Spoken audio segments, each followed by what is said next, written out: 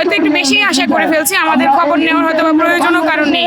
প্রথমে একটা কথা একটু ক্লিয়ার করে দিই, আন্দোলন বলতে যে শব্দটা, এটা আসলে আমাদের মধ্যে আগে কখনোই ছিল না। আমরা প্রত্যেকবারই শান্তিপূর্ণভাবে আমাদের দাবিগুলো জাস্ট জানিয়েছিলাম।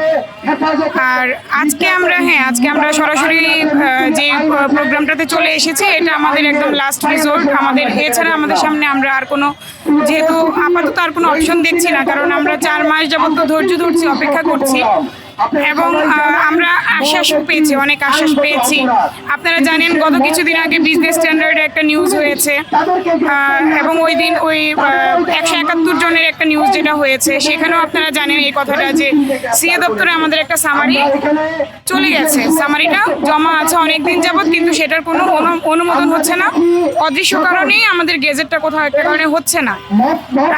আমরা আসলে সাধারণ শিক্ষার্থী, আমাদের পক্ষে আসলে এত কিছু জানা সম্ভব না এবং আমাদের অত দূর পর্যন্ত পৌঁছানোও সম্ভব না। আমরা যেখানে সর্বোচ্চ জায়গা, আমাদের জনপ্রশাসন মন্ত্রণালয়ের সম্মানিত সিনিয়র সচিব স্যার, উনি যেখানে আমাদের বারবার আমাদেরকে আশ্বাস দিয়েছেন, প্রতিশ্রুতি দিয়েছেন, আমরা রাষ্ট্রের প্রতিশ্রুতির প্রতি সবসময় আস্থাশীল ছিলাম।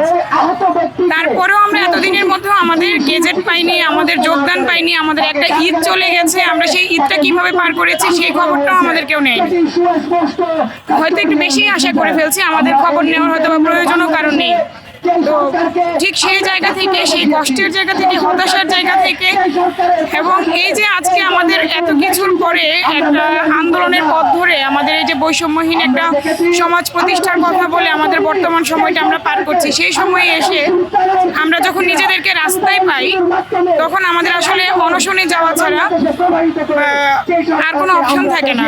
আমাদের তখন নিজের অজান্তেই মনে হয় যে বিসিএস দিয়ে আমরা অপরাধ করেছি, ক্যাডার হয়ে আমরা অপরাধ করেছি, আমাদেরকে গেজেট থেকে বাদ দেওয়া হয়েছে, মানে হয় আমি রাষ্ট্রদ্রোহী, নতুবা আমার কোনো মামলা আছে, অথবা আমি বিশ্ববিদ্যালয়ে বহিষ্কার আদেশপ্রাপ্ত। এই কারণগুলোই তো নর্মালি হওয়ার কথা, যে 3টা কারণ আমাদের সচিব স্যার বলেছেন, সিনিয়র সচিব স্যার বলেছেন। আমার মনে হয় যদি আমরা এই অপরাধগুলোতে অপরাধী হয়ে থাকি, আমাদেরকে গ্রেফতার করা হোক, আর নয়তো আমাদেরকে গেজেট দিয়ে আমাদেরকে কর্মস্থলে পাঠানো হোক, এই জায়গা থেকে আমরা এখানে আসা। আমাদের পারিবারিক জীবন কেমন চলছে এটা আসলে সহজেই অনুমেয়, কারণ আমরা তো আসলে সবাই বাংলাদেশেরই নাগরিক। বাংলাদেশে একটা চাকরি বা একটা সরকারি চাকরি, সেখানে বিসিএস ক্র্যাক করা, এটা কতটা সোনার হরিণের মতো এটা আমরা সবাই জানি। এটার পেছনে আমাদের কতটা দিতে হয় এটাও আমরা সবাই জানি। এখানে শুধুমাত্র এটা কোনো ব্যক্তির কন্ট্রিবিউশনে হয় না, কোনো ব্যক্তির ডেডিকেশনে হয় না, এটা একটা পুরো পরিবারের একটা টিম ওয়ার্ক থাকে। একটা বিসিএস ক্র্যাক করা বা একটা সরকারি চাকরি কোয়ালিফাই করা, তো সেই জায়গা থেকে আমার মনে এটার বলার অপেক্ষা রাখে না।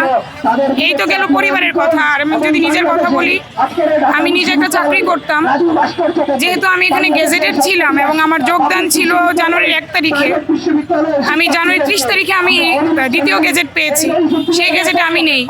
ডেফিনেটলি আমি জানুয়ারি 30 তারিখে আমি অবশ্যই আমার আগের যে চাকরি সেটার হ্যাংওভার থেকে আমি বের হবো, আমি সেই চাকরি থেকে অব্যাহতি দিব, এটাই স্বাভাবিক। তো সেটাই হয়েছে, আমি আগের চাকরিটাও ছেড়েছি, এইটাও পাইনি। 44তম বিসিএস এর ভাইবা দিয়েছি, ঠিক এরকম একটা নেতিবাচক একটা প্রতিক্রিয়া নিয়ে যে আমি 43তম বিসিএস এ আমি গেজেটেড হইনি, এই কথাটা আমাকে ভাইবা বোর্ডে বলতে হয়েছে। এটা আমার জন্য সুখকর নয়, এটা ভাইবা বোর্ডের জন্য সুখকর নয়। তো আমার মনে হয় আসলে এর বেশি কিছু আর বলার প্রয়োজন হয় না, যে আমার পারিবারিক, সামাজিক, মানসিক, আর্থিক, এই প্রত্যেকটা যেই আমার ক্রাইসিস, এই ক্রাইসিসগুলো তুলে ধরার জন্য এর চেয়ে বেশি কিছু আর প্রয়োজন হয় না। আমরা তো আশ্বাসটাই পাচ্ছি, কিন্তু আপনারা জানেন যে আসলে আশ্বাস দিয়ে আপনার সংসার চলবে না, আশ্বাস নিয়ে আপনার ভবিষ্যৎ গোছাতে পারবেন না, আশ্বাস নিয়ে আপনি আপনার বর্তমানকেও চালাতে পারবেন না। আমরা বারবারই আশ্বাস পাচ্ছি, ঈদের আগে আশ্বাস পেয়েছি, ঈদের পরে আশ্বাস পেয়েছি, পয়লা বৈশাখের আগে আশ্বাস পেয়েছি, এখনও আশ্বাস পাচ্ছি যে এই সপ্তাহ, সামনের সপ্তাহ, এই যে রবি সোমবার নয়তো বৃহস্পতিবার, আসলে একটা রবিবার শুরু হচ্ছে, একটা বৃহস্পতিবার শেষ হচ্ছে, ঠিক এইভাবে করে আমাদের আশ্বাসগুলো ঘুরছে, আমাদের গেজেট আর ওয়েবসাইটে আসছে না।